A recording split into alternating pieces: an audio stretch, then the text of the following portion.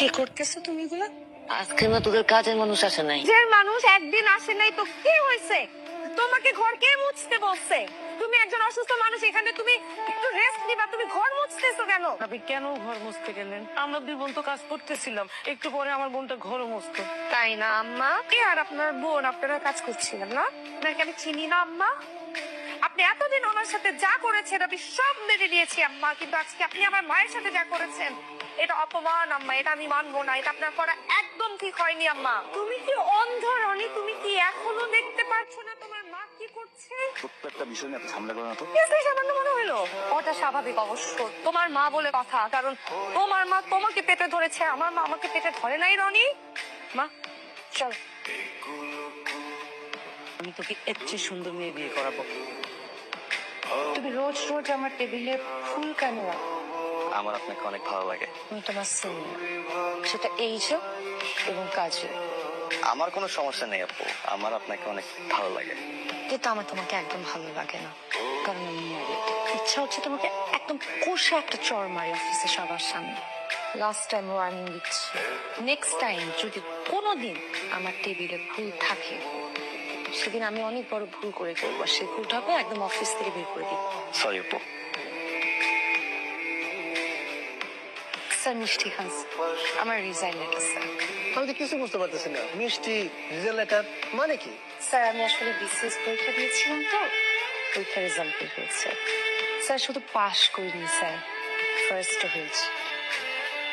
আশা করছি আপনি আমার জন্য দোয়া করবেন এবং আপনি নতুন মেয়েদেরকে একটু ভালো নজরে তাকাবেন। এখন ঘুমাই থাকলে চলবো?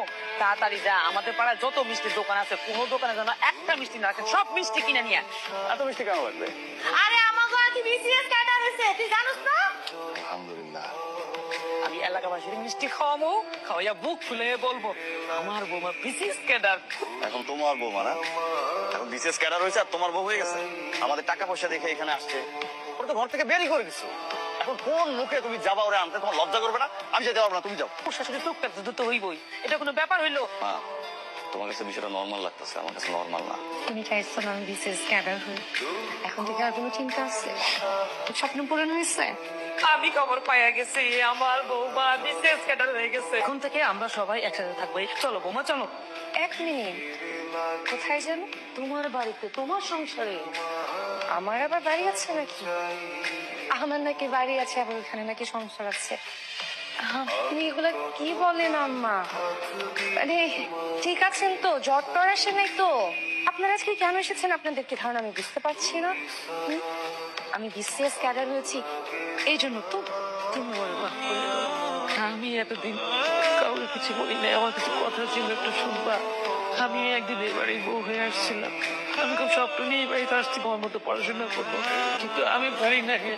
আমার শ্বশুর শাশুড়ি আমাকে করতে লাগে। কেন করবেন? আপনার চোখে পানি মানায় না। আমি আমি আপনার সাথে যাবো, কিন্তু আমাকে তার আগে একটা ওয়াদা করতে হবে। কি বলো? ওয়াদা করেন ছেলের বউ না মেয়ে হিসেবে দেখবেন। আর একটা রিকোয়েস্ট, আপনি আমার সাথে